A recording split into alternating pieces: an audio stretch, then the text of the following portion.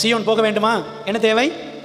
தாழ்மை தேவை. பெத்லகேமின் தேவாட்டுக்குட்டியை பார்த்து நடந்தால், அவரை பார்த்து பார்த்து நடந்தால் சீயோன் போவோம். உலகையே பார்த்து நடந்தால் சீ என்று போவோம். இயேசுவை போல் மாற வேண்டும், குமாரனுக்கு ஒப்பாக நீங்களும் நானும் மாற வேண்டும் என்பதுதான் பிதாவின் பிரியம். ரோமர் 8:29 படிச்சு பாருங்க. நீங்கள் நானும் என்ன செய்யணுமா? குமாரனுடைய சாயலுக்கு ஒப்பா மாறணும். நமக்கு ஆண்டவர் வச்சிருக்கிற ஒரு பெரிய லக்கு, கோல் இதாங்க. இன்னைக்கு அவரை தாழ்மையில் பார்த்தோம், பெத்லகேமிலே அவரை கண்டோம். ஆயிரங்களுக்குள்ளே சின்ன ஊர்ல அந்த இயேசு பிறந்தார். எளிமையான இடங்கள் நமக்கு கொடுக்கப்படுகிறதா? ஏற்றுக்கொள்ளணும். நீ உனக்கு பெரிய காரியங்களை தேடுகிறாயோ? பைபிள் என்ன சொல்லுது? தேடாது.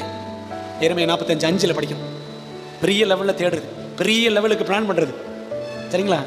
பெரிய இடத்துக்கு போகணுன்னு பிளான் பண்ணணும், பரலோகத்துக்கு போகணுன்னு பிளான் பண்ணணும், சரிங்களா? பெரியவரை போல அந்த சீயோனின் தலைமை ஆட்டுக்குட்டி அவரை போல மாற வேண்டும் என்று அதற்கு நாம திட்டம் போடணும்.